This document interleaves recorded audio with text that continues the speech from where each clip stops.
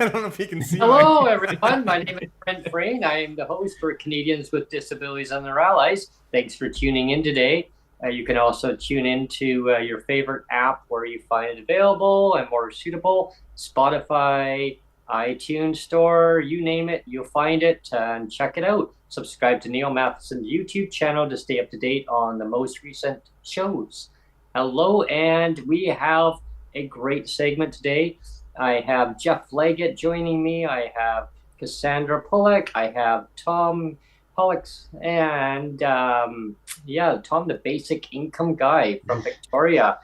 You know, it's great having everyone together on this great joyous part of the year, and we're going to be doing a special segment today. It's kind of a Christmas theme, and talking and piling into about some numbers and seeing where things are at for Canadians with disabilities.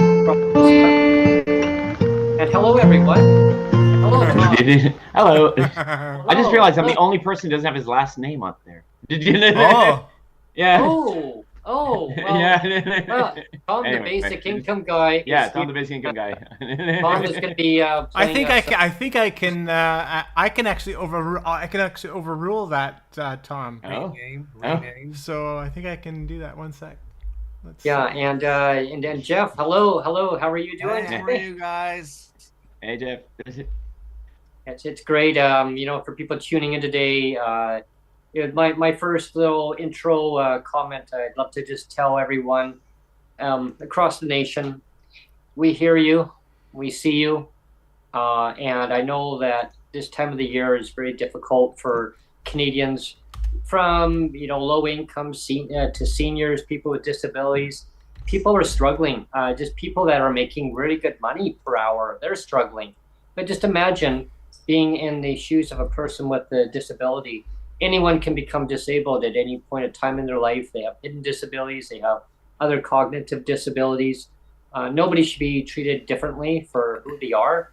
You are loved. You are loved by us and by your fellow citizens.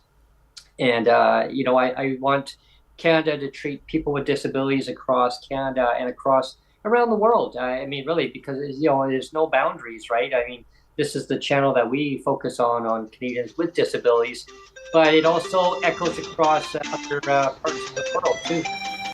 And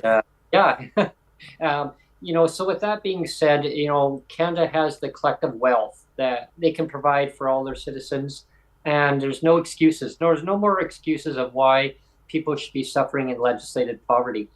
With that, I'm going to start right away with Jeff to launch this, and then we'll carry on from that point on. Thanks, so Brent. Tune in, everyone. Thank you. Hey, guys. Just a quick message, as I said yesterday on my own socials. If you need to reach out this Christmas holiday season, because it is tough in Ontario, everywhere across the country, trying to live on $1,000, $1,200 a month, less than in the eastern provinces, and $1,500 in BC. Reach out to food banks, reach out to churches. I'm a huge proponent that the United Church of Canada has to step in and make some noise. That's part of Jesus and part of activism. I encourage all churches across this country to start making a noise to make sure that people aren't kept in government-imposed poverty. Government-imposed poverty is legislated poverty. It means if someone is unable to financially support themselves, the government will step in and provide you with an income support. Up to now, based on the fact that you are only worthy if you can work for money and show some sort of labor in this economy. People have been supported at less than poverty level, whether it be seniors, veterans, people on welfare, and people with disabilities. So they're expected to survive on right now less than the official poverty level of Canada, which is ridiculous because as a human being, we are all intrinsically worthy from the day that we're born. And if we're unable to contribute in a labor way, due to our age, due to our disabilities, due to the fact that we're our child caring for children, that kind of stuff, we should not be left less than poverty. We contribute to society in many other ways. So it has to be removed, this idea that labor equals worth. Yes. So please reach out to whoever you need to. Go online, make wish lists, be bold and say, look, I need this, this, this, and this. Can you please help out? People, if people see there's a need, they often will step up. And if they don't know there's a need, then they'll just keep on ignoring or not being aware. So we need to make people aware. That's part of our fight. There's so many aspects to our fight. Make people aware, make politicians aware, make politicians accountable, make the news aware, make this kind of program like we have here with Brent and Neil out there all the time so people can say, people can't say, hey, I didn't know. We have to make sure that everybody, all 40 million people in Canada, are well aware that there's no excuse for poverty in the first world country of Canada with a GDP that we have. So whether that be, and when we're fighting, let's not try to fight with ourselves.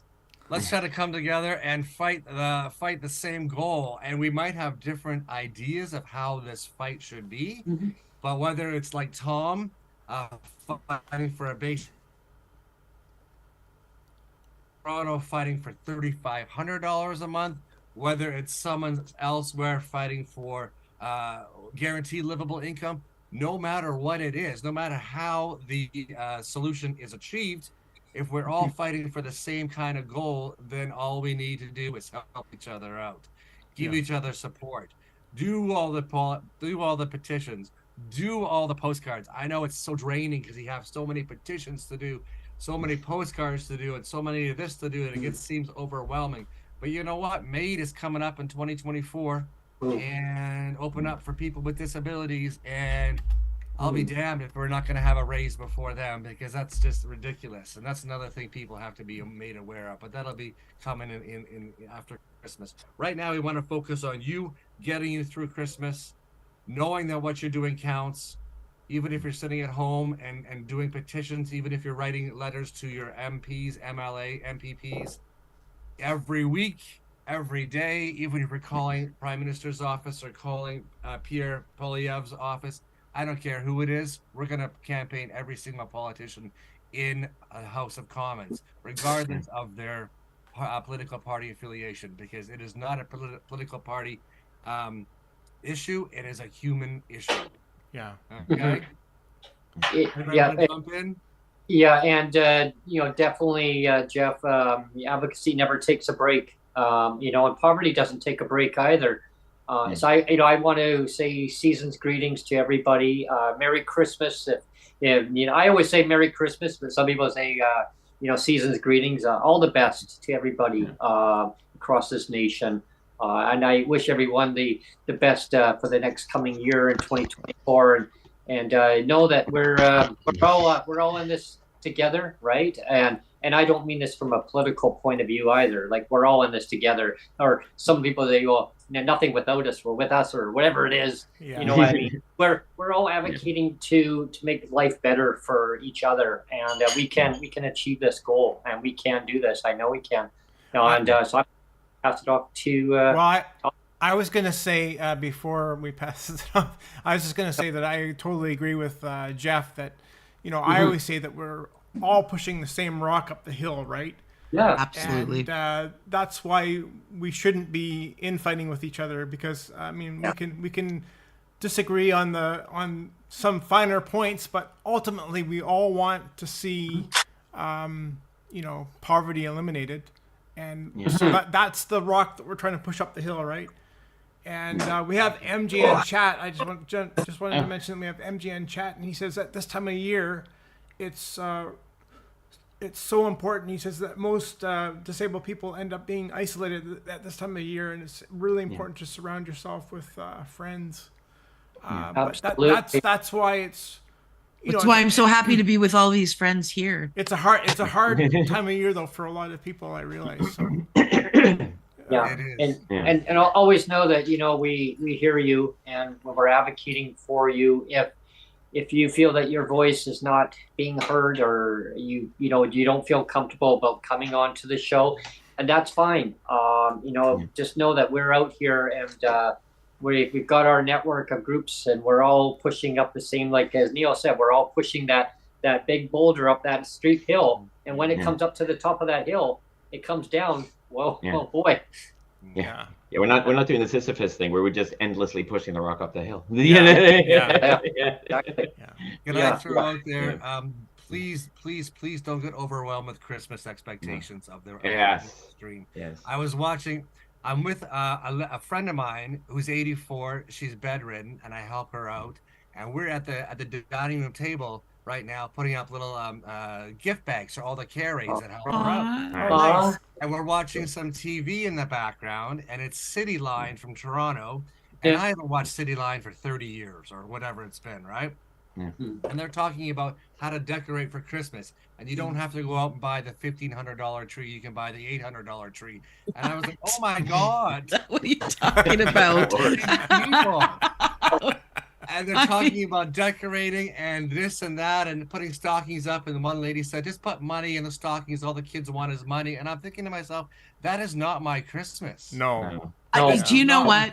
Two person, two income working households in Calgary. That's not their Christmas either. I was so blown away that this is what they're showing. Oh, I know. Are you kidding me? Yeah. I know. Like they're living like what? Yeah, I know. Another planet. My Christmas is feeding the hungry and not wasting money on frivolous things because you know what I mean. I don't get it. Please. I don't either. People out there across country, don't buy into it. You are loved. If you need to get by, if you need a can of beans or something, or help with buying a turkey or whatever, just reach out. Okay, we'll help each other out. The amazing thing about Christmas is coming together. I wrote a blog, which I'll probably be putting out again on Christmas. From a kind of, I get this kind of thing from like a basic income Christmas card about Christmas, and I wouldn't say that it had like, oh, and this proves this or anything like that. But the thing that you saw historically, all the way back to like the ancient Germanic people and the Romans and everything, was basically it was a midwinter festival of everyone coming together and taking time and giving to each other. And then it would be this kind of blowout that would get you through to January, and then hey, you're halfway home, and like spring's just around the corner. And so that's kind of like the spirit of it. And so if you can't like, I know folks from my own life, if you can't do the massive thing, there's no shame in that. It's just unfortunate that that's even out there as a thing. Well, and I always say, I don't care how much somebody spends on me.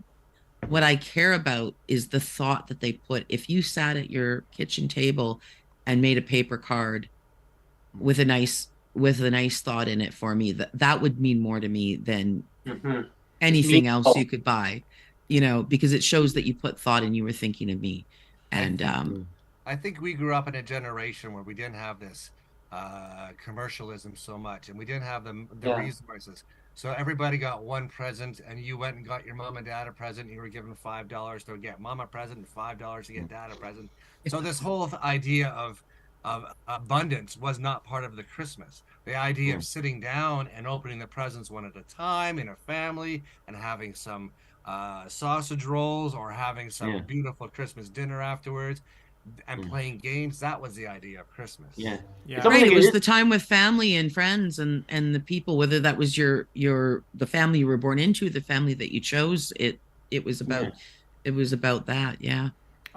Also abundance, like abundant joy, as opposed to abundance of things. Well, when I think about abundance in my life, I don't think about how many things I have. I think about all the other things that give me abundance, like the beautiful friends I have, you know, whether, you know, it's through my political stuff or my, you know, my disability advocate friends, or, I mean, those are my family, like, and the more I have of you, the more wealthy I feel, you know, because you can't fill up your soul and your heart with cash. It doesn't lift you. Yeah. Nothing Exactly. lifts you more than being around other humans that you can connect with and love, right? Yeah. And like, you know, I've got my tree lit in the background, and you've got your tree lit, Brent. And I know Christmas is also called, you know, the Festival of Lights. Sometimes, you know, and I said this last year too, but you know, it's an opportunity for all of us to shine our lights. Like, every one of us has our light, right? Then, like Jeff was saying, like, you know, we have to divorce ourselves of the idea that you're only important if you have a job, you know, because the fact of the matter is everybody, regardless of whether you have a job or not, everybody has a light to shine. Yeah. And that's what's important, is to shine your light, especially at this time of year. If somebody's struggling, you know, shine your light. Everybody shine your light, and you know, make a difference that way. You know. Agreed. I remember when I was young, you know, my mom, basically, you know, just bringing up my brother and me, and we were just so grateful of whatever was on, you know, was under the tree, you know, and just never taking things for granted. It was there. If it wasn't there, then you just take what was there, and having a Christmas meal, and just, you know, being around family. And I know that some people, they don't have family anymore, but just know that in your social networks, if you're on social media, I mean, know that you have other disability advocates that are out there, and we're here for you, right? I mean, reach out to us, and we're all connected one way or another. And you know, in some cases, like, yeah, I mean, some people will have different angles on how they want to get to advocacy. On other people have other ways of advocacy. But at the same time, we all want to achieve the end goal is autonomy. Really, I think we all agree more than we disagree. I think so too. I think so. We might have minor ideas about how to get to the destination, but we all agree on the destination, right? We all want. I put up some posts this week about to Justin Trudeau, and let's get $500 out into pockets of 1.5 million people across Canada who are receiving less than poverty level. And some people were like, what's $500 going to do? And I kind of come back saying, well, you know what? It's going to be a lot. It'll be a lot. It's getting huge. Bigger. It could be a 500. It could be 750. It could be 1,000. If anybody's receiving less than poverty, let's get that up. I don't care what that number. It's going to be different all across this country. And once we're up to poverty as a collective, then we can do some more advocating for that necessary disability expenses. And I'll tell you, this is where Jeff and I sometimes disagree. But I mean, I understand where he's coming from. And I'll tell you, and it's not because I love everything that Jeff does. I really do. Absolutely, yes. I just, the thing is I found, like, over my lifetime, I feel like we're always asking for just the bare minimum, hoping with that idea that, oh, well, then we can work on them. But then they always stop. It takes us another 10 years, and then we're another 10 years behind.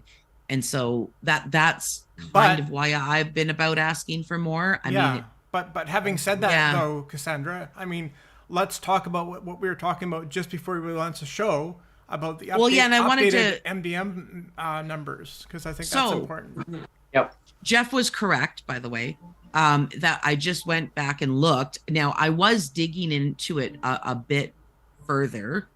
That is for families, just so you know. So the living wage for Calgary for 2023 is $23.70, which works out to just over $49,000 annually. That's before tax income.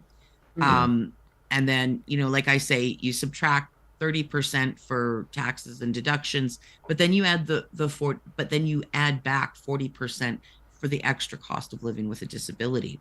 And which would bring you, you know, slightly over 49. And if I remember correctly, if that's the family number, the way it works is the single person household numbers are only marginally lower, because once you got 2 or more people, the cost of buying for the household tends to be a little bit less, like it's easier. Yeah. So it's actually only a few thousand, you know, difference, right? So it's, but you are correct. So it's You're looking at probably anywhere from $2,500 to $3,000 a month is the update. Yeah. I think so. We are close. Like just doing the living wage calculation. Like if I look at the living wage for a single person versus a family, it's only a few $1,000s difference, and it would probably bring you right to the 55,000 they're talking about. Yeah. Yeah. Well, it means everybody's drastically low. Now, even the highest one, Alberta, is drastically, they're 1,700 and something, drastically below 2,500. So Yeah. Well, yeah. Yeah, because there was, I know when the market basket measure was designed, it wasn't even including the actual true cost of housing in that formula. No, You know, as we they said know, it right? was, Oh yeah, exactly. but it didn't even cover the cost of rent in most of the places it was talking about. Yeah. I mean, I know in BC, like, I mean, I don't know which provinces. I mean, Jeff, maybe you might know too. I think it's just BC. Is it just BC and Ontario that only have the shelter portion? I think. I I think don't know. I'd have to look. they don't, right? Yeah. They So should be in, abolishing that. They should just get rid of that name shelter. And, well, it's done. Like for secret instance, I was homeless recently, and I paid for a week of a hotel, and then they paid for when they found out I was in a hotel and I was about to be living in my car in a day or two. Aish agreed to pay another 2 weeks of my hotel, and then I found a place, thankfully. But they still paid me my full, and it's in the legislation. They still paid me my full, because we don't have a shelter portion. Yes. We don't have that shelter portion. So they just paid me my full check, and that was an extra, and the pay for my hotel was an extra emergency benefit under I think extra that's emergency. what we need to address here in BC, even in Ontario, whoever else goes by this shelter portion. If you're not paying rent, then you're not getting that extra $500 a month or $375 or whatever it is. And that's ridiculous. If you're homeless, you get even less. That's just a kick in the pants. Well, and I can attest, like I knew this already, but now I have very recent lived experience, and what it cost me out of my pocket being homeless was exponentially more. And at before I was in that position, my rent was $1,000 a month, and I was barely getting by. And I thought, wow, I don't even know how people in other provinces make it. And then, but then when I actually was houseless and trying to figure things out, like even without what I paid out of my own pocket I had to borrow money to pay for a week of the hotel.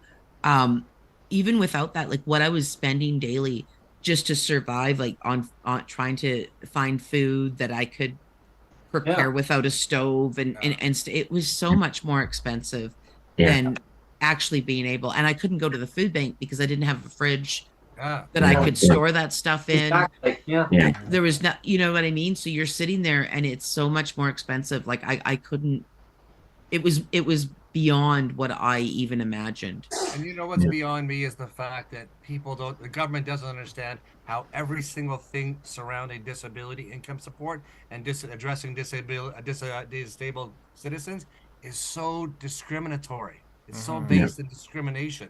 It's so based in oppression, control, discrimination, and self-serving. Every ministry seems to be self-serving. They're trying to justify their own work by making all these ridiculous groups and forms and rules that are just meant to dehumanize a disabled person. Well, Yeah. here's another thought too. I was thinking about this morning. Is that I was just kind of thinking back of what Cassandra, what she had gone through, and I was talking to one of my neighbors,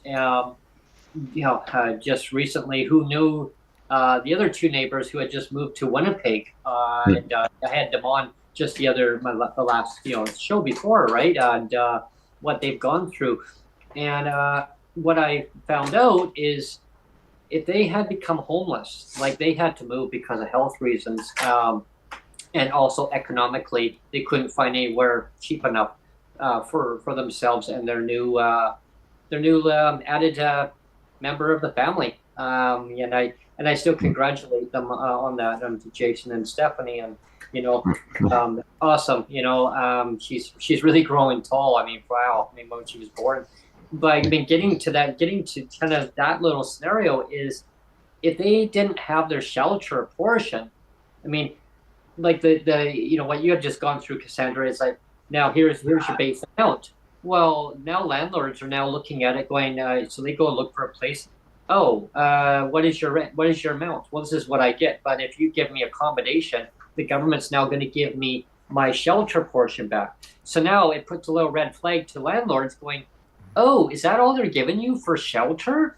So how are you going to pay your rent? Now it gets them asking too many questions, going, oh, so you're going to use the support portion. See, and and the other thing is, like, so like, I have an extra diet allowance, which brings my monthly income to $19.39 a month, because I'm celiac and I have other diet restrictions. Right. But we have the direct rent subsidy, which is money that goes directly to you to help pay rent. And so I was approved, like, I was marked eligible, but there's a waiting list to even get it. Okay. Yeah. And I was like, I'm looking at places, well, if I had it and I could prove that I had it, or that I was going to get it, then there was places that were accessible to me, because that was most of my battle, is finding something that was both affordable and accessible. The cheapest 1-bedroom apartment that had an elevator, that didn't have stairs and stuff like that, that was accessible to me, was like, it was over $1,600 a month. Oh. But they were ranging between $1,650 and $2,300 a month. For something that I could, for a 1-bedroom apartment that was accessible. But I was doing the calculations, like, even for the minimum, if I could have afforded that $1,650 or even $1,700, which with this direct rent subsidy I could have, I would, because based on what I was paying rent before, and what my budget had been, I would have been able to actually, I would have had more options to me too. There would have been more suites I could have looked at. And they were actually refusing to move me. If I didn't have they were refusing to pay for my moving costs if I didn't have a suite that was accessible. Yeah, and that's how BC's changed their moving supplement now. They've changed the language in it, where your rent has to be substantially reduced. Get that, Jeff? And in what planet? Reduced. Really, where in Canada is your rent substantially reduced? Yeah. Rents are astronomically higher than they've ever been. How are you? Yeah, I know. I looked at that. I was just curious one day, and because we were looking through the all the different subsidy amount and things, and I thought, who the hell rewrote substantially reduced? I thought, in what planet? In Canada? Yeah. Come on. Well, the other thing is, if you think, if you're looking at an apartment, that's vacant, well, the minute that person moved out in BC, they can raise the rents whatever they want. So you're not going to find something that's substantially reduced. My next door neighbor has a notice on their door, and it was just there a little bit of tape that was hanging on there. It fell on the floor, and I thought, piece of paper. So it was half open. It was there. So I'm like, well, what is this? I didn't even realize it was from there. I thought somebody dropped it. So I looked at it. 10-day notice for eviction, failing to pay rent, outstanding rent, 1307. It said. The first thing I thought was, oh my God. And I thought, you know, and I saw the management. And I said, oh, just so you know, I actually taped it on there. I got some Scotch tape. I taped it on the door. Oh, thanks. And I thought, yeah, they're just seeing dollar signs because they want that person out. Because you know the unit's going to go for $1,750. Actually, no, wait a minute. No, they have a 2-bedroom. It's over $2,000. Yeah. About $2,200. $2,200. Folks. I almost dropped an F-bomb. Oops. From 13. What was that thing? They're There's an app you can get called Home Connect, which I used, and it shows you like the rents around here in Victoria or wherever you are. And the one over by, like, for instance, there was a save on Pandora Street with me and Brent met in once, and the rents above that thing are $2,000. That's kind of the average in Victoria. Yeah. What's funny, of course, is, you know, people know about, because I did the talk about what happened with me and my late loved one. And I was like, we've been here for, well, I've been here for about almost 10 years or 7 years in this location. And I originally lived across the hall in a bachelor. If I moved out of here and tried to move into that bachelor, the bachelor would cost far more than here. Because that's now been switched over to somebody, because I think they got evicted or something. So, and this place, once I moved out, would go from where it is to wherever they want it to be. Well, here's a number that's going to blow all of your minds. I found out what the rent is next door, and it was subletted off the original tenant. Now the tenant didn't want to live there anymore, so he actually got the unit, a 2-bedroom one. And apparently it's, I haven't seen it, but there's ladies that live across the hall from there. They've seen it years ago. I guess he must have shown them something, but identical unit. And they said it's immaculate. I go, really? Oh yeah, nice hardwood floors and everything. Now, I'm glad you're all sitting down. How much do you think the rent is going for? And then I'll tell you the real answer. What do you think the rent's going for? $2,300. Yeah. No. Well, no. Like he got a notice saying that the rent outstanding owing is $1,307. So he didn't pay the full amount. The actual rent that he is paying there is $920 for a 2-bedroom apartment. What? So management right now is actually really hoping that he doesn't that he does not comply to that 10-day notice of eviction.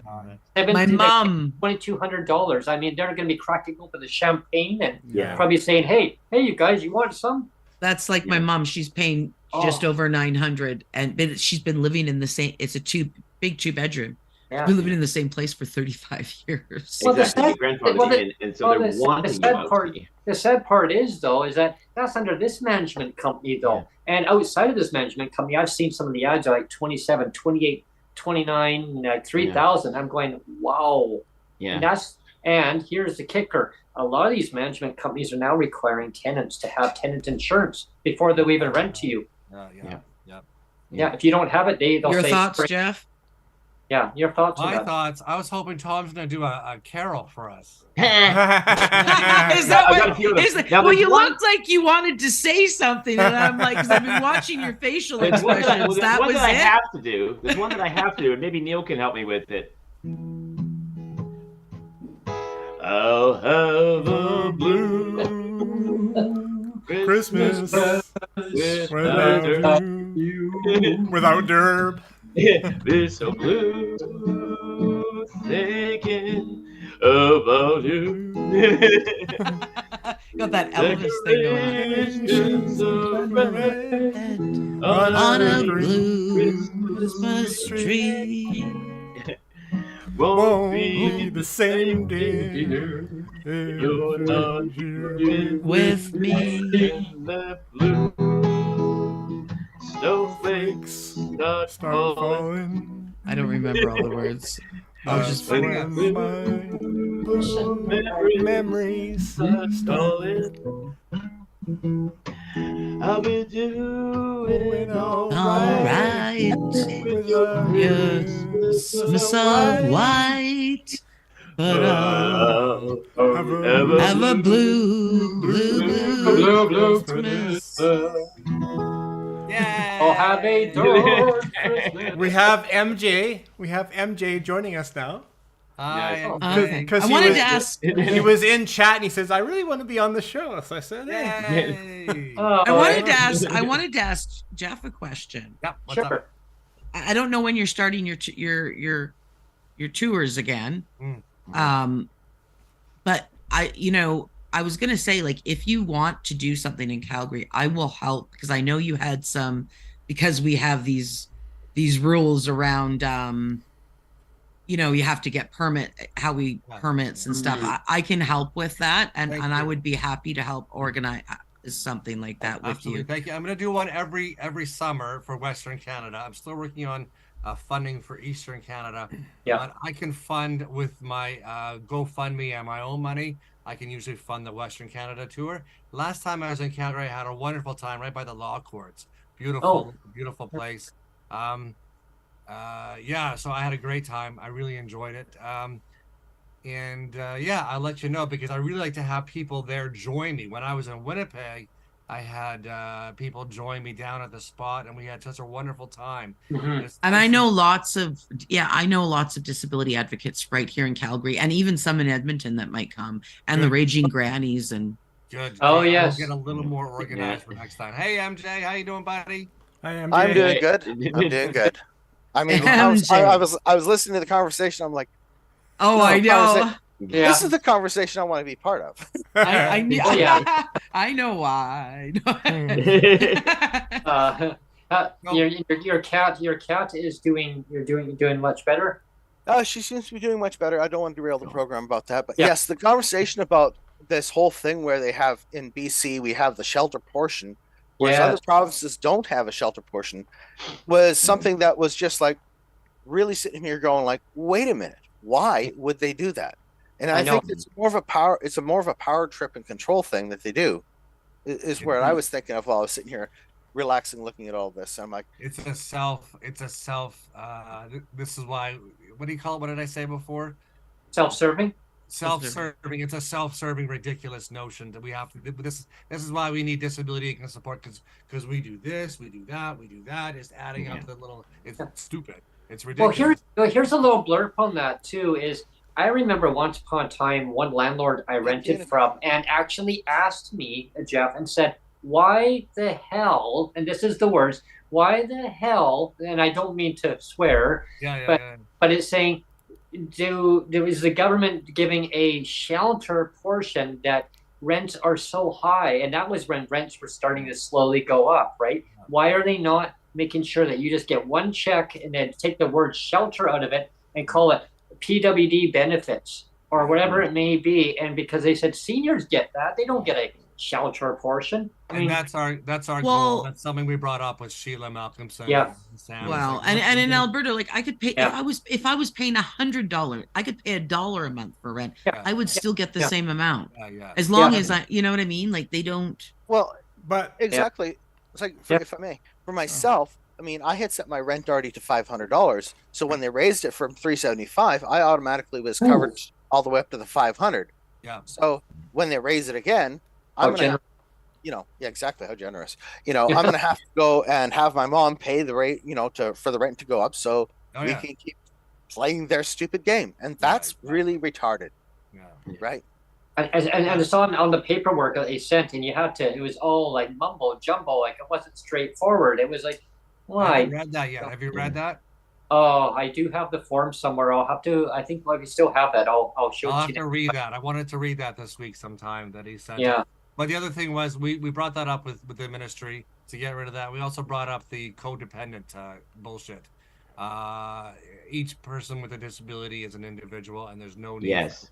Yes. for codependent bullshit. I agree. So, Well, which I is was also- I was gonna which is say also something. discriminatory. I was gonna say something sarcastic, but I've said before too. It's like I was told by the Human Rights Tribunal that as long as the discrimination is equally applied, Yeah. as long as it's equally applied, it's no longer discrimination. Oh, But that's it's not what- equally applied. Unicorn Yeah. company. So it's just Yeah. like okay. I am Well, that's- currently. I'm gonna go back to the charter thing though. That's why, like, in that particular case, like, if you had asked me, I would have said, don't even go to the human rights. You need to do a charter challenge, because it's really a charter breach. It's not a human right under human rights. It's Okay. actually under the charter, and you'd have a much more effective, because human rights legislation, like, it's divided up between whose jurisdiction it is, whether you go to a provincial human rights or a federal human rights. And then it varies from province to province, and then it's even and then it's restricted in what it can, like, it's restricted on what it can do. It doesn't do all things. There's things in there that are under the charter, but it doesn't do all things under the charter, and it just is, yeah. Yeah. And on that note, I'm actively seeking legal counsel for class action, both provincially and federally. And when I'm saying actively seeking, I've talked to over 120 law firms so far, and I'm keeping this up until we find the law firms. They're going to take it on each on a provincial level and on a federal. You know level. who to go to? You know, I'm going to say this, and this is who I've been wanting to reach out to. I think the law firm to reach out to is the lawyers that did the Bedford versus Canada. They got it. Here's a put I'll throw out there. The lawyer told me not to talk to you. Yeah. Bedford versus Canada lawyers. Those, I would go to them, because they, in fact, I think that our charter challenge, like that particular case, made a breakthrough that has implications for all kinds of people, and it's about the law. It was about the legislation itself creating the conditions that. That's what we need. We need people who are adventurous and want a little bit of glory and TV and that kind of stuff, because we need someone to challenge the whole idea. I mean, and I always say, just because you went to school and got a law degree doesn't mean that you're necessarily good at it or want to do the work. You know what I mean? One of the things that I've found with all of this is, when I've actually read the provincial legislation for welfare and disability, and it is the most opaque document that I've ever read, that leaves no direction on how to create the benefit programs for welfare and disability in British Columbia. It basically says the minister shall have the right to go and do ta-da. Well, I find that in a lot, and our legislation is like this new UCP government. I mean, I call them the Frankenstein Party, and I'm going to keep calling them that, because they're made up of a whole bunch of different parties Danielle that don't really fit together. First Kenny, then Kenny made the Frankenstein Party. Danielle took over.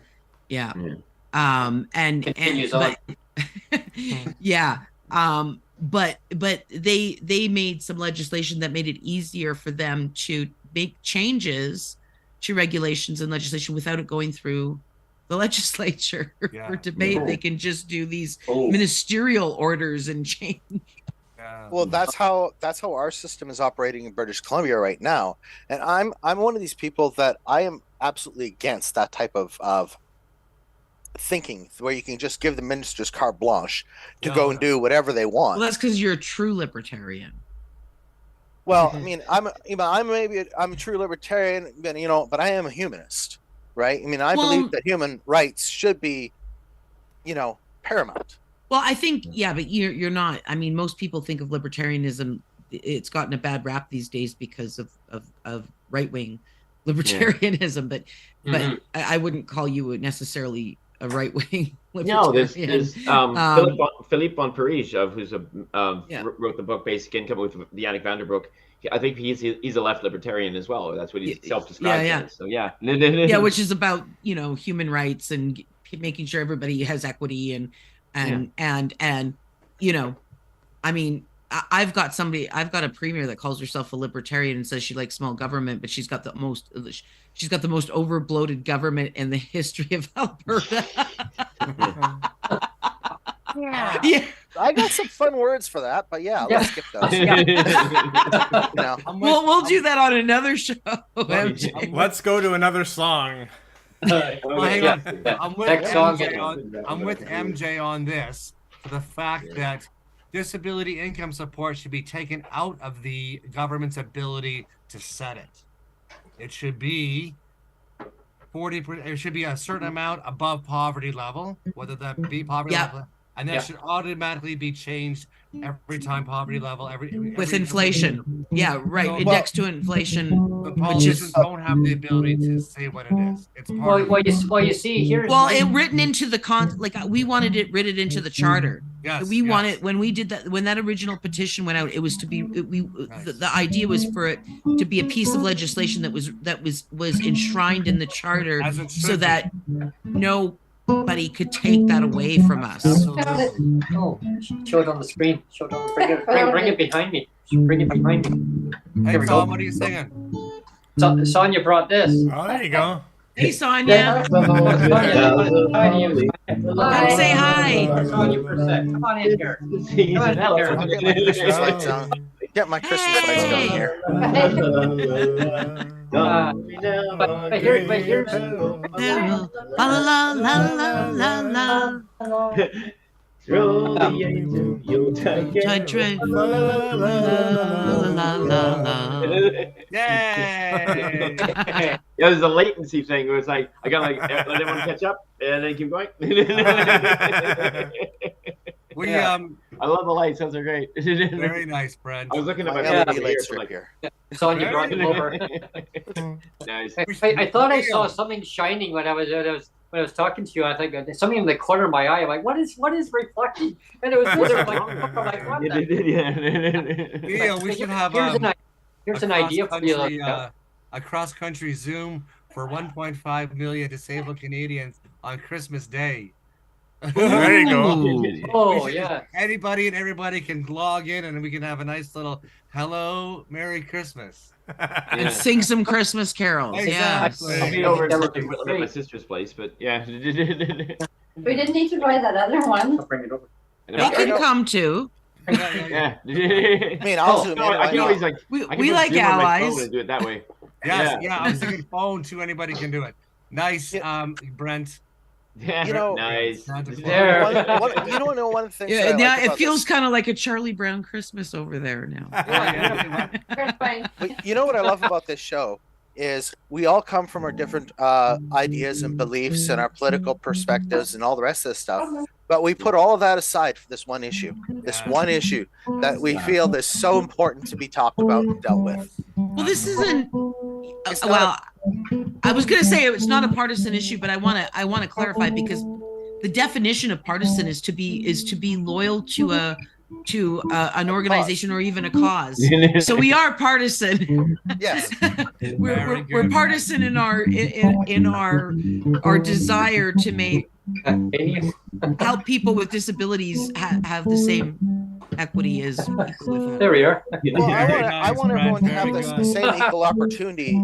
You know, and that's where I came up with the idea of universally available basic income. Yeah. Because no games, no tests. You just say yes, I want it, or no, I don't, and there you go. There's no Yeah. games, and that's the easiest solution that I could find. Is after all the thinking that I've had for this, and it's like even with senior citizens that aren't even part of this, they're still affected by this because a lot of people go from disability to CPP disability, and then they get run the rigmarole over there.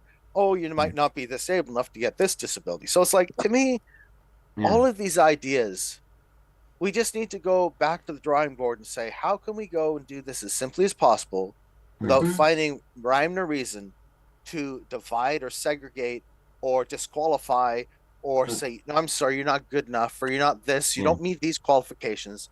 Those ideas For need clawbacks. to And We are having We need- claw back. We need Well, to punt. Yeah. and I was thinking about this, MJ. Brent and Neil had a fellow from every Canadian Counts on talking about what they had done in Australia. They've been trying to get it done here. Is this disability insurance plan or whatever? And basically, it's everybody pays into it. Everybody. Like just like you pay for your CPP or whatever, and it creates this fund. And then if you need anything for your disability, right, like anything that is I can do it this requirement, like whether it's assistive technology or like whatever, it's just paid for. No questions, no means testing, no questions asked. That's it. And I think that would be a perfect complement to solve the issues when you're looking at the issues around, okay, income versus the cost of living with a disability. If you had a universally available basic income along with this disability insurance plan idea, I think that would be a great solution. I mean, we'd probably find more holes along the way, but you know, I think it would fill a lot of the gaps that we often talk about, you know. Yeah. Well, You the mean funding I- mechanism of that. I mean, I get a reminds me whole of- wheelchair out of it. Yeah, the funding mechanism of that reminds me of like the sovereign wealth fund idea, which is, I mean, Guy Stanley. I was listening to him again last night because I do, but like Norway, like it's like if you want income security, marry a Norwegian, because it's like every Norwegian is technically a millionaire because they created the sovereign wealth fund off of North Sea oil, I think it was. And so every Norwegian is technically a millionaire. So what you could do, Guy's version is Commons Capital Fund. There's also the Alaska Permanent Fund, which has that dividend attached to it, which is kind of the closest thing in the world to a basic income, but or one of them. But like that's one way you can build it up. And then what Norway does is they then take the money and I think I don't know if they leave the principal and then take the interest and use that to invest in other things, which then build the fund up more. So you can find all these different funding sources, and it can do basic incomes. It can do an emergency disability thing. It can do all these things. Well, and yeah, keep building it and building it. Totally. and it's very similar to the Australia's disability insurance plan, except that it's more broader, right? Yeah. Well, see, the idea with this is, you know, what I was thinking of is, you know, we'd give people, you know, people would have the ability to pay for insurance, or, you know, if we could fix the healthcare system. You know, I'm sure, I do have a solution. Do you but live in this is- Alberta? I have an insane solution, Yeah. but it's not part of the program today. It's a different talking point. How about that? You know, this is where, you know, we have all these resources in the ground. We have the governments now fighting against saying, oh, we want to go and become this or that and all the rest of this stuff. But yet we still have these resources. And for everything that we do and we need, take a look around your house. How much of your products still run with oil or made from plastic that require oil? So we still have these resources that are still going to need to come out of the ground. There are replacements. Yeah. Right. Yeah. But you know, I'll get to that. But the point is it's the same idea of what Norway is doing. Is they go and have a large resource fee on the extraction of that oil, or the extraction of that natural gas, or the extraction of that coal, or those diamonds that De Beers holds in those long tunnels that they keep hidden to elevate the price of diamonds. It's like, sure, you can take them out of the ground, you can go and put them away for 50 years, but you're still paying for that diamond now, right? Yeah. This is what we need, we need a wealth fund that goes and works to go and find ways to create wealth instead of ways of extracting wealth out of everybody. Yeah. This is what Well, we have. exactly. And you know, it's so funny because whenever we talk about raising, because our royalties have gotten less and less under successive governments. I mean, we used to get, I think, 30%. Now we get 5% from. It's ridiculous. Yeah. And these are our, like in Alberta, they're Alberta resources, and the governments, especially the previous PCs, and now their argument is that, well, then nobody will come and invest here. And it's like, well, how did Norway do it then? How did do you know what I mean? Like there's other jurisdictions, not even just Norway, I can't think off the top of my head, that are getting almost full price for their royalty, you know, for their resources, like in royalty wise, like they're not, you know, and they're not having any issues with any of this, right? Like that's what our heritage fund was supposed to be about. And But here's a question for Jeff and Tom. Want to get your view on this. How about the politicians right now? Every April, they automatically, and you can also chime in too, MJ and Cassandra too on this. The politicians automatically, they don't have to vote on it. They don't have to pass legislation. They get COLA every April. Now, how about that gets put onto PWD's income? COLA, meaning people may be wondering, well, what is he talking about? Cost of living adjustment. Here's the Yeah, give away their cost of living adjustment to Yeah. PWD. Yeah, Yeah. I think so. Yeah. Well, here's the thing that Yeah. we have to really half of our fight, and even more than half of our fight collective as disability advocates, is to shift the mindset that we're asking for money that's going to come out of Canadians' pockets. Yes. That's Oh. the issue. We're asking for, we're not asking, we're demanding poverty level financial support, which is a base minimum. We're demanding coming up to poverty, no more underfunding. But half my argument is saying it doesn't have to come from anybody earning under $220,000 a year. Right. Yeah. That's the No. key argument. It doesn't have to come from a single person earning under $220,000 a year.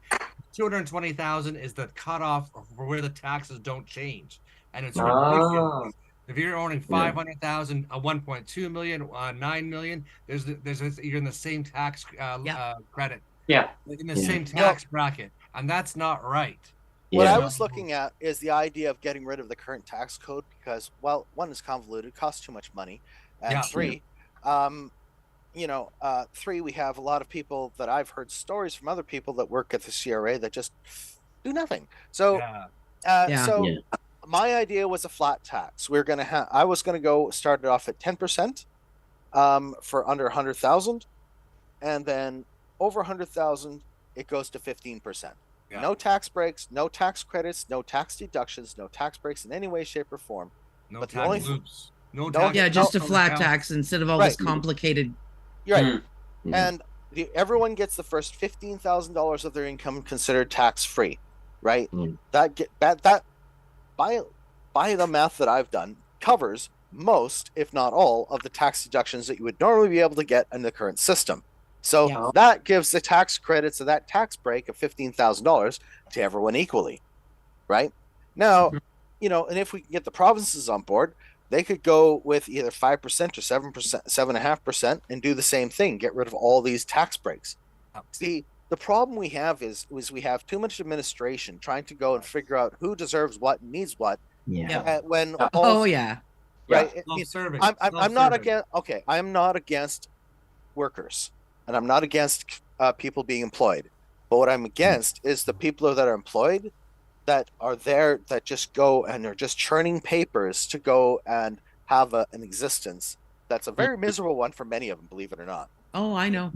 And a lot of them don't like it, but it's a job. And my thing is, sure, they could go and we'll pay.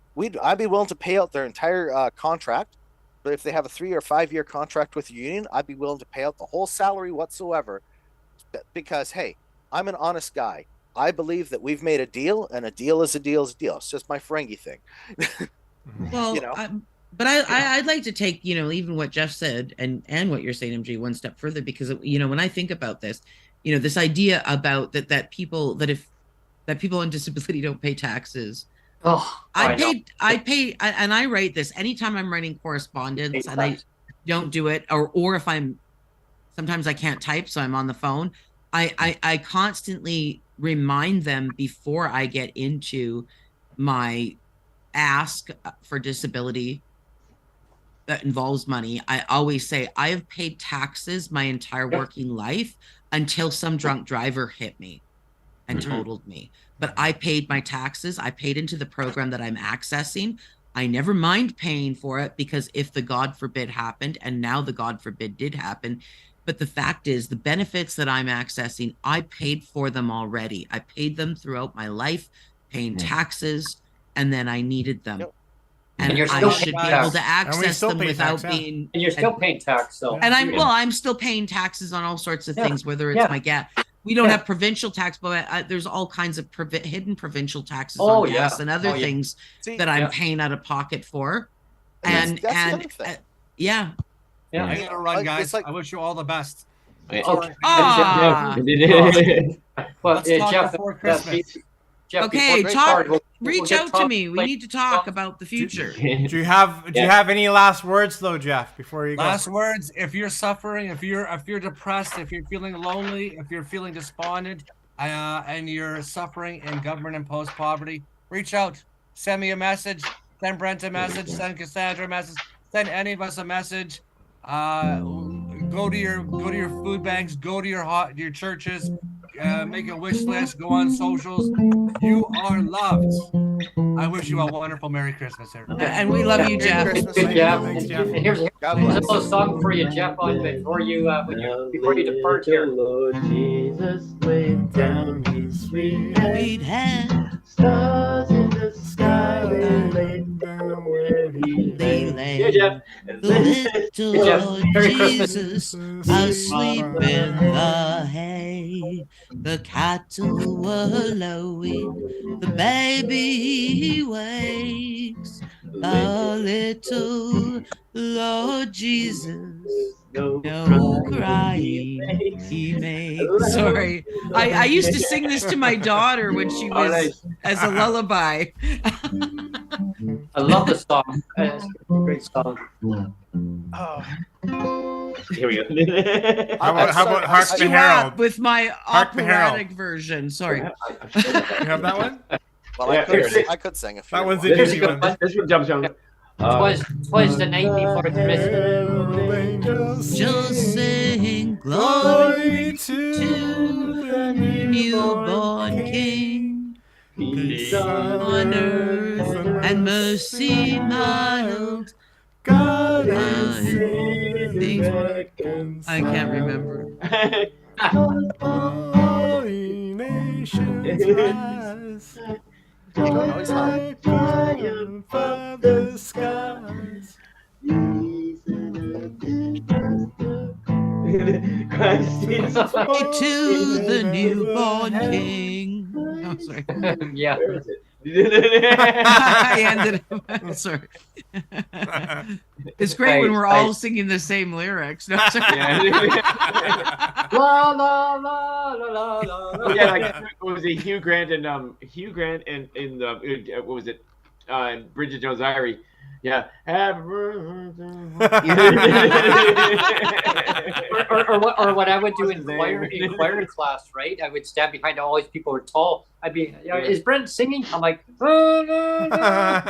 Or yeah, Mr. Bean. Hallelujah. Hallelujah.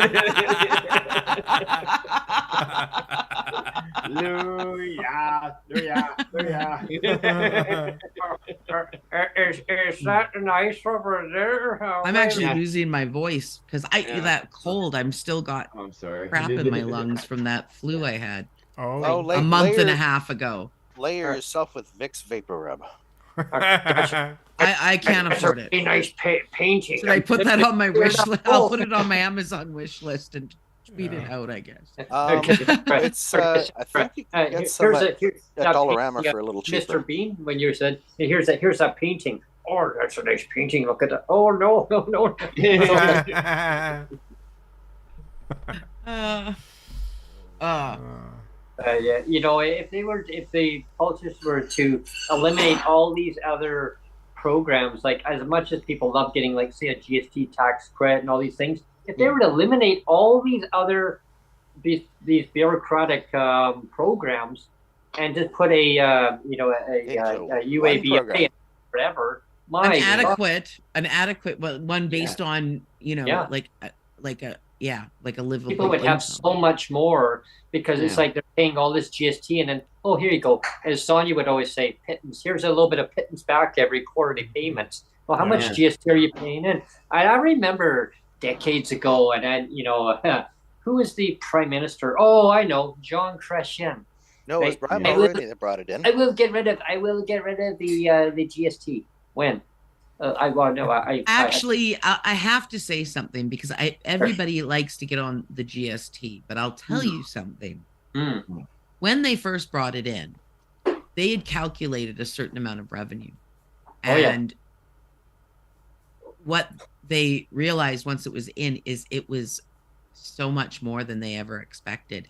But that not only allowed us to have one of the largest surpluses in Canadian history, it also provided a lot of money for a lot of programs. Then, and when Harper came in, he reduced it by just 2 points. And that was a big part of what caused his government to spend through the largest surplus in Canadian history into the largest deficit, and they were cutting back programs and they were cutting back everything and selling off assets, Canadian assets that had been ours since before Confederation, and they still could not meet what they lost. I mean, some of it was lining their friends' pockets. Let's not be clear. Yeah. Let's be clear. But that 2%, that's why when Trudeau got in after Harper, I mean, there's nothing that you can do to make up that 2%. Like, that was a lot of revenue on its own. So I'm not, I get nobody likes taxes, like nobody likes them, but that revenue can support a lot of programs. I mean, it can, things like disability, like an increased disability benefit, like universally available basic income, things like that. So I mean, I don't think necessarily everything you don't necessarily have to throw the baby out with the bathwater kind of thing. Yeah, it's like not to put the big Yang Gang hat on or anything, but it's basically a VAT. It's a Canadian VAT, which is what Yang talked about using in the States to power his freedom dividend. Yeah, because it goes after every single thing. With the idea of the taxes, a tax idea that I have with a flat tax with no deductions, no tax credits. Yeah, people would actually be paying a little bit more in income tax than they currently are. Right. However, that means that in order to go and say, to me, I look at this, we're making an ask of people to pay more taxes. We're going to have to go and get rid of the other taxes on the other side, which are all the hidden taxes, the excise taxes, and all these goofy taxes, which raise the cost of everything up. Subtly, people don't realize how much the GST raises the cost of a product up, right? I do. I look at it. Right. I actually can't. But you know what? It's minimal. Like, I moved from, just as an example, like, I mean, BC has a provincial sales tax that's hovers around the same as the GST. And I moved from Alberta, from BC to Alberta, and I honestly barely noticed the difference in the things I was buying. Like, it was like when I was buying, I barely noticed a difference. Like, it wasn't like this huge, I would argue, for what it actually is compared to the revenue it creates, it's actually, I think, I like your idea, MJ, don't get me wrong. I think, but I would think if there was one tax aside from, like, if we were going to keep one tax aside from and get rid of all the other ones, I would say that would be the one that aside from what you're doing, on top of what you're doing, if we kept one tax, that would be the one I would keep, just because of how lucrative it is. Tax. There's actually, I only have my sales tax I get rid of the GST and I go to a health and safety tax, which basically cigarettes, alcohol, junk food, processed foods, those are the things that get taxed, because if you're going and adding excess amounts of sugar, salt, and fat into your products, like tobacco, obviously, that's a good idea. Right? That would be lovely. Right? I mean, a bag of chips could go from $3.99 at the grocery store to $7.99 because of the tax. Now, that alone might make the companies go, we need to fix what we're doing. But at the same time, we need to go and be sure that they're not trying to replace it with some other salty chemical that can cause cancer and kill people, right? So this is where, in all ideas, we have to go and ensure that we're keeping Canadians safe and healthy. This is where, when I look at the European and British food standards, they have much higher food standards than we do in the West, right? And that's one of the big things that we should also be looking at, is that'll also lower our costs for healthcare. It'll also go and lower the costs, for people needing medication, because you're eating garbage substandard foods that meets a lower quality standard that is able to be sold because the government says it's okay, right? And this is, where, when it comes to, you can trust us. Exactly. Right? Yeah. So like MJ, like in British Columbia, like, as you know, we got the PST here 7%, and then the GST is 5%. and then all the hidden tax that are, so when somebody goes to the fill up at the pump, they've got GST, and they charge GST, like the hidden GST on top of the GST. And the excise taxes. Got the excise tax. Yeah. You got 2 or 3 road excise taxes on the gas. Then you have the carbon tax on top of that. Then you have the price of the tank. Then you have the GST on top of all of that. Oh, and then the TransLink tax too on top of that too. Oh, you guys don't. You guys get that. That's part of your hidden tax in the Lower Mainland. Yeah. And Vancouver Island or Victoria area has theirs as well, which is a different tax. Right. Yeah. And it baffles me because like I can look across the road 172.9 right now. And I look at that and I'm thinking, wow, how much of that is in tax? A lot of it. Here, let me pull up the price where I'm at. Another good app for gas is Gas Buddy. For Gas Buddy. Oh, I use that all the time. Yeah. I got my I filled up at $1.15 yesterday. Nice. Well, here's the Yeah, part. we have like 2 really good ones I now go to. But Tom, here's the part really baffles me is like Sonja's mom and dad, they'll come by the odd time to visit, or more her mom than her dad. In Nanaimo, their price, she was like, "What? Why is it so much more in Victoria?" And it was like $1.63, and here's $1.72. It's like what? Well, it's like if I go to Edmonton, it's like it's 5 to 10 cents cheaper than it is in Calgary. Yeah. See, this is the problem we have is we have all these hidden taxes. Yeah. Right? And one of the things that I really am against is hidden taxes.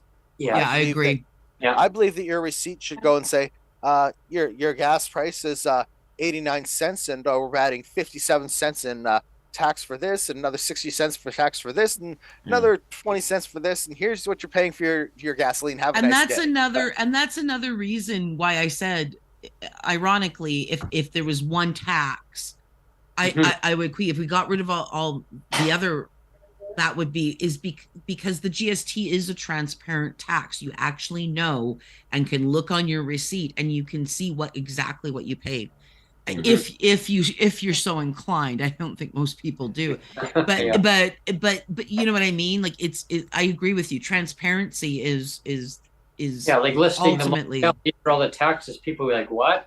Imagine and it would eliminate the ability of certain politicians to make hay about what you're actually paying for taxes and make and give misinformation, because you would be able to actually look and see what you're paying. Here's all the 10 taxes you're paying. Well, this is where, this is where I always feel like, I feel very politically homeless, because no one seems to want to go and actually take the bull by the head and say, you know what, enough is enough of this nonsense. I'm trying not to swear as much as possible here, because we feel you. Because it's like, well, if you want, I really don't want to say what I like. No, it's a recorded podcast, Brent. We can't have you suspended about that. So I'm being careful. You're right, Cassandra. That way, it would destroy their ability to say, "Oh, we're going to do this," and it'd be like people like, "We already have this tax. What are you talking about, you loser? You're lying to us." I know the amount of effort. Like, we're actually in Alberta.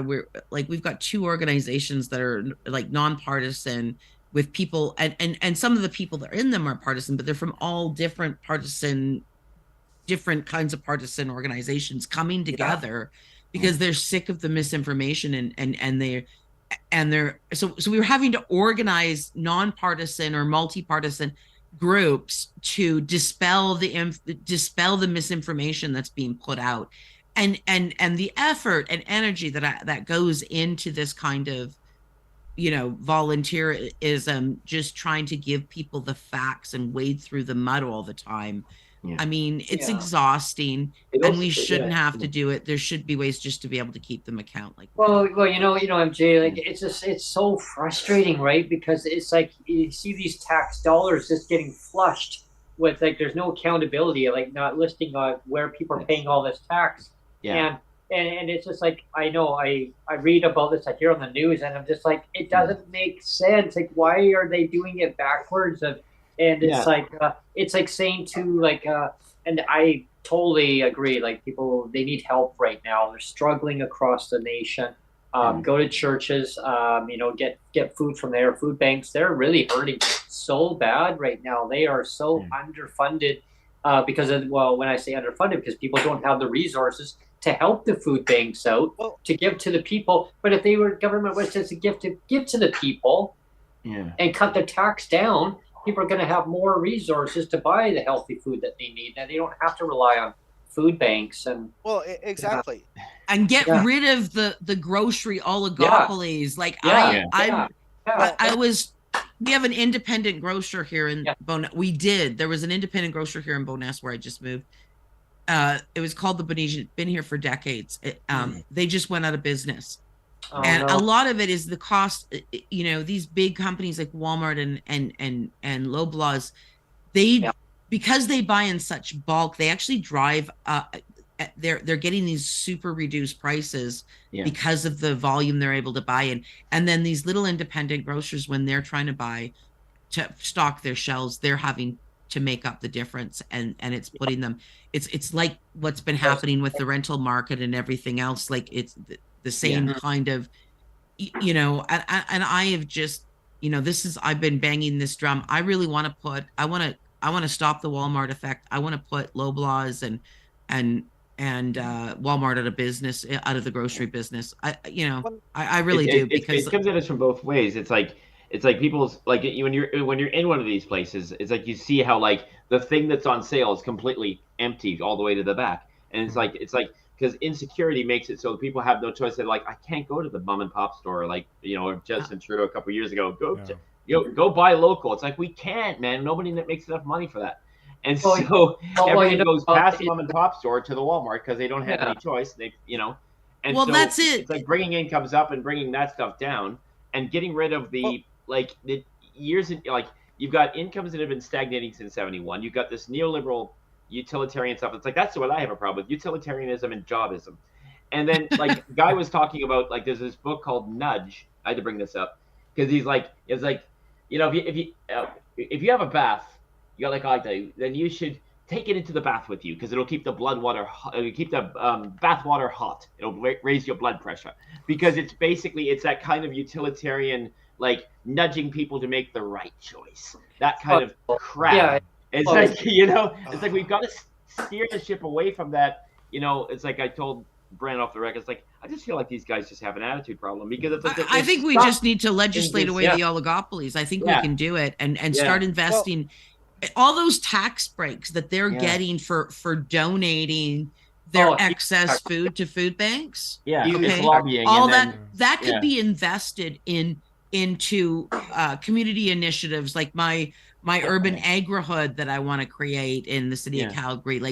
Like initiatives, like we've got all kinds of food programs that are based on pay what you want, pay what you can kind of idea, things like that. And small independent, like, we could be investing in small independent businesses and driving down costs so that more people could afford to actually keep them in business. Well, when I did the Breaking with Brent one about the eggnog, just for instance, I got an independent grocer, like literally like 1 minute walk, across the road. I remember Bertie. She could probably watch us.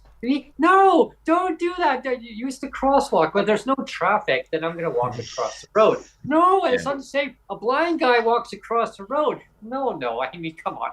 But you know what? I watch the traffic. But literally, when I did that segment, I was flabbergasted, because an independent grocer, you would think their price would be higher now, wouldn't you? I mean, because they can't buy by that quantity. I saw the 2-liter eggnog for $4.98.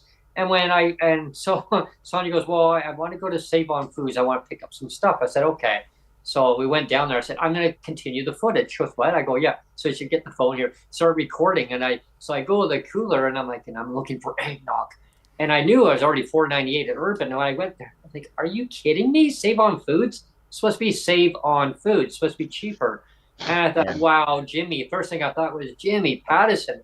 Seriously? Yeah. Like Yeah. the regular Well, it price? used to be Walmart's though. like that too. Yeah. Walmart's gone up. It used to be like What- that, but Yeah. now it's cheaper to go. It's actually cheaper to go to Safeway sometimes than it is to go to Yeah. Save-On But when I talked or to the Walmart. Like I I know. talked to the One of the- you know, when There's I was looking at running for city council and in my town, and one of the things I want to do was I want to go and start to encourage people to go and dig up part of their lawn to put in a garden. Yeah. Right. Mhm. And the other reason for that is because we're always on water scarcity notices all the time. So I'm thinking, okay, maybe, just maybe, if we could go and reduce the amount of lawn that has to be watered, we could go and get people to go into drip gardening and drip garden their gardens. Aquaponics. Yeah, that's another thing we can do is hydroponic, you know, Hydroponic yeah, uses hydroponic, almost no water. Yeah. right? But the idea was by getting rid of 50% of lawns or 25% of lawns and people putting in lawns, all of a sudden we'd have this massive growth of food that's local. And it'd be like, and people say, Yeah. well, what am I going to do with it? Well, there's the farmer's market and then there's the food bank. Yeah. That was my plan. We right? in It's almost, Calgary. it is almost like commenting, really. It's- No, but it's in classic Calgary, we style, actually yeah. have two different organizations and what they do. So you can become a member and you pay a small amount per year, and you get like every time when they harvest, you get a certain amount of produce, right? Right. Whatever they Yeah. grow. But Yeah. they're also, you can also dedicate your lawn to them, and they will come. You can say, okay, I'll give you my lawn, and they come and they farm your lawn and have these independent farmers they hire, or not hire, but that work within the collective, and they grow whatever. They all grow different things, and then you get a percentage of whatever they grow for donating your lawn. Yeah. And then a lot, and Yeah. also, so one of the organizations is like a kind of a membership based organization, but the other one is one that actually does this, and it all goes to the food bank. It's a nonprofit. Oh, wow. It all goes to food, Yeah. food banks and Well, food resources. Right. My town's fairly religious. So I figured, you Yeah. know what, if you're going to go and give 10% in tithe, you might as well tithe it to a good cause. The Yeah. tithe does not have to be money. It could be 10% of your goods that you have, which could be from your garden. That's what we used to tide, right? Exactly. So, Yeah. I mean, all I'm trying to do with my ideas is try to figure out a better way to go and help everyone out so we can have more food local instead of having to rush over to these. That's corporate why the monopolies. agrihood, like, I keep talking about this agrihood in Detroit. Hmm. Single moms, bunch of single. They had much like we do in Calgary. They had underutilized city land or unused city, and they took a couple square blocks. They got the city to give, and they created an urban farm, an actual farm, and they got a greenhouse. And wow. originally the idea is they were just trying to fill. It was in one of the most impoverished communities in Detroit, and originally they just wanted to feed their community. Well, they accomplished that so well that they had excess, and so they started selling it to local businesses like restaurants and independent grocers. Yeah. And that's money that can then be reinvested in your community and in the farm. Now they've got like restaurants and shops, and I think they even might make their own cheese or something, right? And then they sell that, but then it's a tourist attraction. So wow. it's producing and it's an educational center teaching people how to grow food in their urban environment. And so, I looked at that and I thought, wow, like that is because it's called an urban agrihood because it's a neighborhood, and the community are the farmers, and they're farming it to provide for their communities, and it's not based on your ability or lack of ability or your socioeconomic status. It's just a whole of community event that's expanded and created all these other opportunities. Well, And like when we lived in Langley, they had this community garden, and there was, oh my gosh, there was two of them that I saw, and they were huge. Like, and the city actually organized it and actually put it in there for the communities. And people were planting like cucumbers. We had one of our neighbors came over and said, "Oh, I've got like 10 cucumbers. Would you like them?" 10 cucumbers. I mean, I love cucumbers. Well, and you know, here's an interesting fact though. Like when I talk about urban farm, it's not just about the produce, because when you think about it, I know both in Vancouver and in Calgary, you can get a permit to have chickens in your backyard. Yeah. Yep. You can get right, like, so you know, I mean, and here we've got it now. It has to be like a pet or something, but you can get a permit to have a freaking goat in your backyard if that's your personal, if that's going to be your pet or your personal support animal. You can get a permit for that. I mean, why can't we take that and use that to have a farm, like not just produce, like that's protein, that's milk, that's cheese. Can I plant some chicken nuggets? Yeah. Or you know what? Or I could. Because Cassandra, they want control. That's why they make it so difficult for us to do this. Yeah. Well, no, but they haven't. Like Calgary and Vancouver have actually made it easier for us to do that. It's just that somebody has to take the initiative to take these programs that they put out and put them into something like this. Well, you know, Neil, I need to bring the candy cane out because I know we're getting to the end of the show, Brent. So yeah, and Neil, you know, I could go and collect the eggs, and I could go and make my own eggnog. Yeah, it just reminds me of like David Bollier's work with the subject of the commons, which is like the ancient, like that which belongs to all and belongs to no one. It's also working in the commons. It's working for the community. It's like we were talking about before. It's not work and labor are not the same things. Labor is like for a boss. Like imagine like getting tea for a boss versus taking care of a loved one. Which one's more important? I mean, you know, it's like it's like where you can actually like. Let me think about that. Like I can't work on this all day. Whatever, but hey, I want to help out with this and feed the community, and it's just really kind of wonderful in that way, you know. I would love to do another segment, maybe closer to the end of the month. We have 2 slots that are open on the 28th and 29th. Nothing's been filled on those. I can't do the 29th. Okay, if we could do the 28th, because nothing's been filled in that. So if we could do the 28th, I'd love to do it. I'm so happy to see MJ, by the way. I missed him. Sonjia has a question for y'all. And Sonjia has a question for y'all. Maybe any of you know. It's a cooking question. I don't know if anybody knows how to cook. So they can see you, Sonjia. Okay, I'm trying to make Nanaimo bars.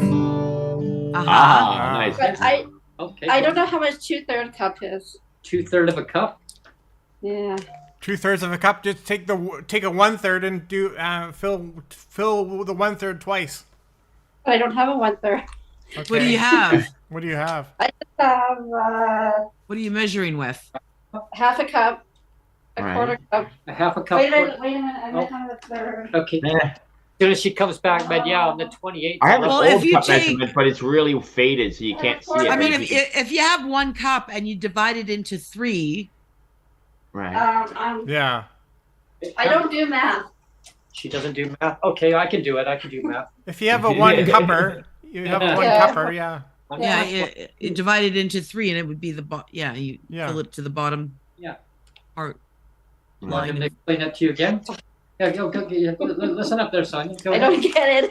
Okay, so what are you trying to measure, Sonjia? She wants 2/3, so I was Yes. saying. 2/3 of a cup. Yeah. So that's a cup divided into a cup divided into 3. Into 3. But you're only using two of those thirds. What if you have a quarter of a cup? I don't know how to do that with a quarter of a cup. That's how I do it. Okay. I wonder if anything with like shot glasses. You can like, that's a. I don't know. a little bit of that. That's just the way I do it. I eye it to about 1/3 of the 1 cup, and then. If car A was traveling 75 miles an hour. Oh yeah. And car B I don't have a 2/3 cup. was traveling right. I should make you guys one because I have one that's faded. It is a cup measurement, but all the measurements are faded, and I have the other one which has it, so I could go like 1/3, half, 2/3. What I usually do is I just Right. That's Half a cup half a plus a little cup. bit more. I would say half a cup and a little bit more. Yeah. Yeah. A little bit of that. Okay. Here's Tiny what my bit mom more. used to do, and I'd say, "Well, how do you measure it?" She goes, "Oh, a little bit of this, a little bit of that." I go, "That's off measured." She goes, By Oh. eye, yeah. Yeah. I already screwed up the first part. I cracked my egg in the pan and I got an eggshell in it, so I couldn't find the eggshell. extra crunchy. So I had to extra start crunchy. over. Yeah, Shouldn't Dan, be Dan one. says The a quarter outside was cup, beautiful, a the quarter inside cup was times like 3. raw. That would be 75%, whereas 2/3 is 66%. So 2/3 is a mine's little bit less than three Yeah. 3/4. Okay. Yeah. Yeah, a little bit less. Okay. Yeah. Thanks, Dan, on that one. Yeah, All right. right. Thank you. Yeah, a little bit crunchy. She It is. said, "Well, it's okay. It kind of adds a little bit of texture." to It it. is. Crunch. I started over. You started over? Oh, darn it. I thought she was going to leave that to No. Here, you can have this back. I won't do that one. Crunch. Use my... But everyone, I just want to thank everyone for tuning in. And Tom's going to leave us with another song. Actually, maybe there's 2 songs. Maybe there's another one. We'll sing the last one. It was the night before Christmas. Nice. Yeah. The Christmas tree and Happy holiday. mistletoe hung where you can see anybody tries to stop. Rocking around the Christmas tree, let the Christmas spirit ring. Later we'll have some pumpkin pie and we'll do some caroling. You will get the sentimental Mental feeling. voices This- singing, Let's be jolly. The halls with boughs of holly. Rocking around Around the the Christmas tree. Christmas tree. Everyone dancing merrily in the new Old fashioned way.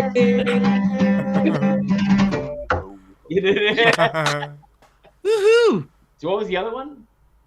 'Twas the night before Christmas, and all through the house, not a disabled person was able to hear because, well, the politicians were not amongst. Not a disabled person could hear because they couldn't afford to get those hearing aids. That's That's right. true. Yeah. Not a breadcrumb was left because, well, the Grinch took it away. I don't actually have a song for that, but Oh. Christmas tree, oh, Christmas tree, the leaves are so unchanging. Christmas tree, oh, Christmas tree, leaves are so unchanging. Not only green, that was also when it's golden. Other word. Christmas tree, oh, Christmas tree, the leaves are so unchanging.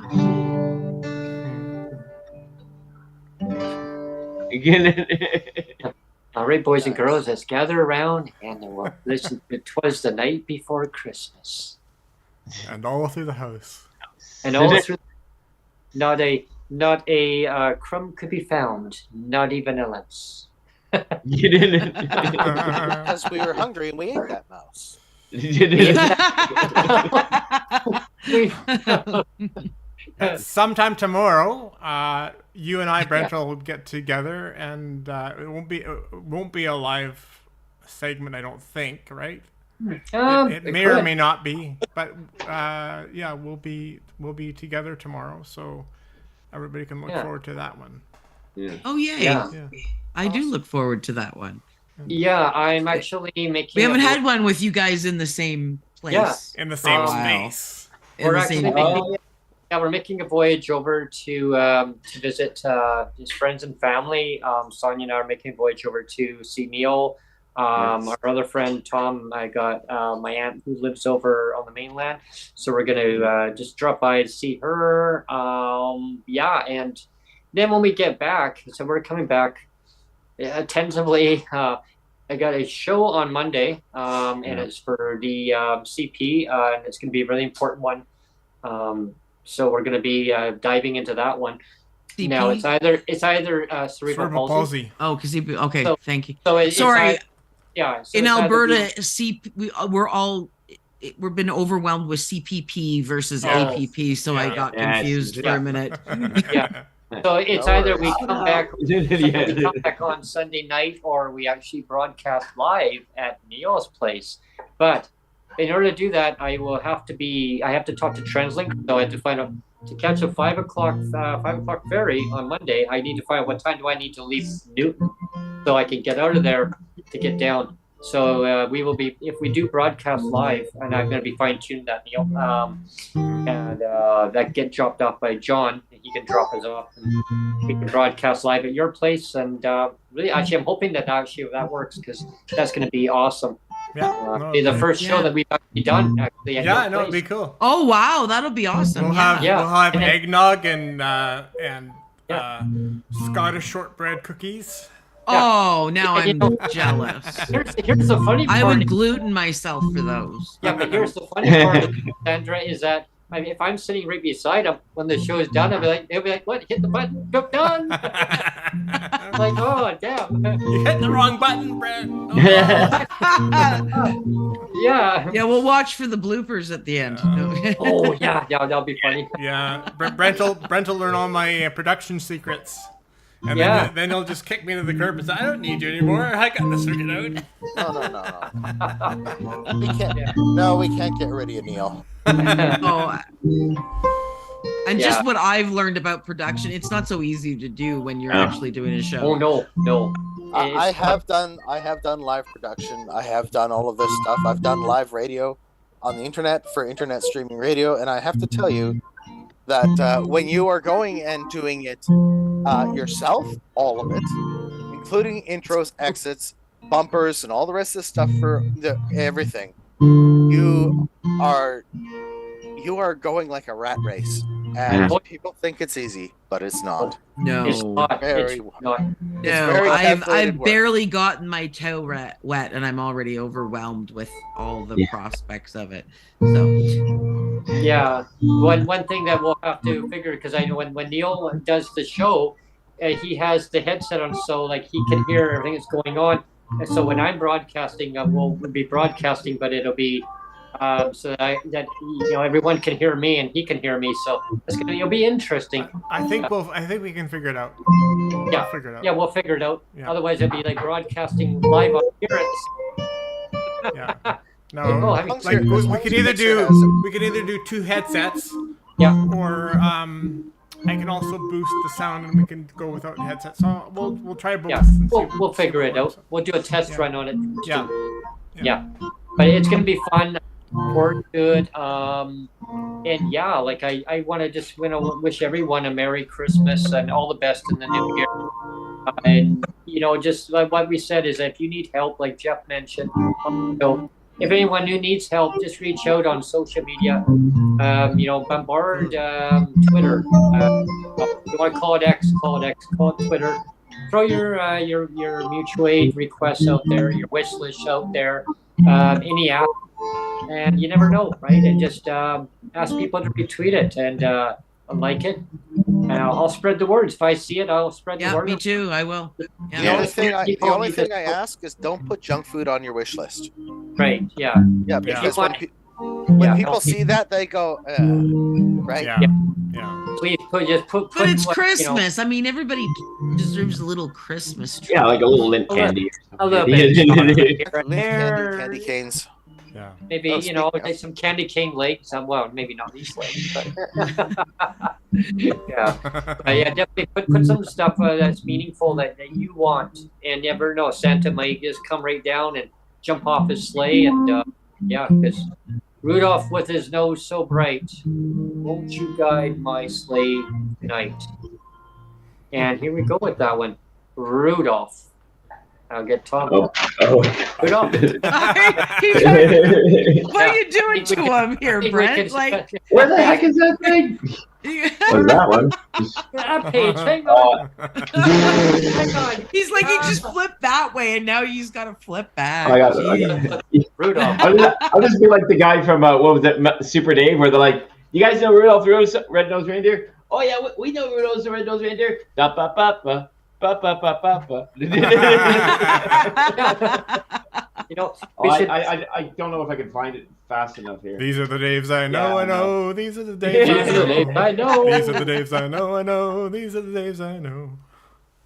We are looking for a wonderful white Christmas. There. Not this year. Not this year. Not in the Lower Mainland. Okay. I'm Wow. really glad I could get on the show today. I'm glad too. I'm really happy. you Okay, did. awesome. I'm glad that everyone. I really missed the I had my housing situation just got to a point where I couldn't join you guys anymore, and I really missed I seeing know. both you and Tom. Hey. That's what's my own name.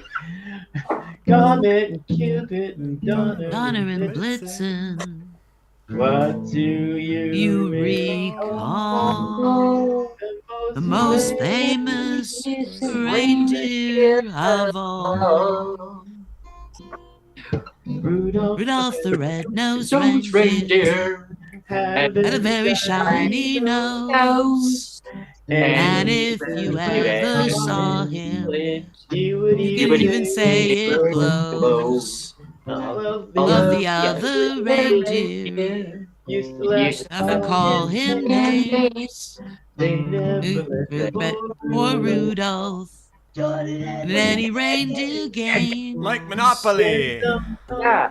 Christmas Eve, Santa came to say, Rudolph, with your nose so bright, Don't you think Won't won't you ride my sleigh tonight? Then all the reindeer, Wiggly, Rudolph the nose reindeer, you'll go Go down his story. I love the way he jazzes it up. Yeah. Yeah. Okay, now break your guitar like they all do, like smash it at the end. We will now do smashing events. No. Okay, bye everyone. Bye, everyone. Merry Okay. Christmas.